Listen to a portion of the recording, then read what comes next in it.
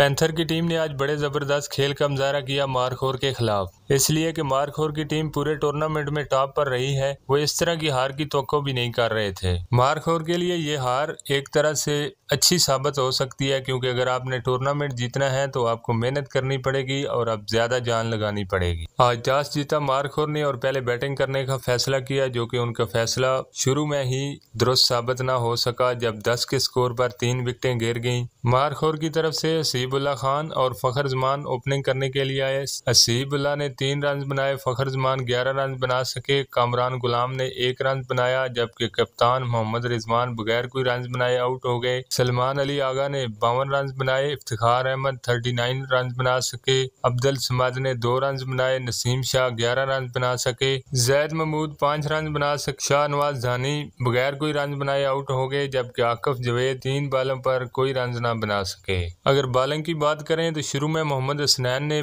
बड़ी नपी तुली बॉलिंग का मुजाहरा किया। उन्होंने 9 ओवर में 25 रन देकर 3 विकेटें हासिल की। अली रजा ने 7 ओवर में 29 रन देकर एक खिलाड़ी को आउट किया। माद भट्ट 4 ओवर में 15 रन दिए। शादाब खान ने 7 ओवर में 28 रन दिए। इरफात मिनास ने 3 ओवर में 12 रन दिए, जबकि साइम अयूब ने आज बड़ी ही अच्छी बॉलिंग की। 6 ओवर किए, 1 मेडन किया, 24 रन देकर 5 खिलाड़ियों को आउट किया। इस तरह मारखोर की टीम 137 रन पर ऑल टीम आउट हो गई। 138 रन के ताक़ुब में पैंथर की टीम ने बैटिंग का आगाज किया। ओपनिंग के लिए आए सैम अयूब और अजान अवैस। सैम अयूब ने 33 रन बनाए, अजान अवैस ने 13 रन की इनिंग खेली, उमर सदीक ने 35 रन बनाए। मारखोर की जानब से जैद महमूद, आकफ जवेद, सलमान अली आगा ने एक एक विकेट हासिल की। पैंथर की टीम ने यह मैच 7 विकेटों से अपने नाम किया।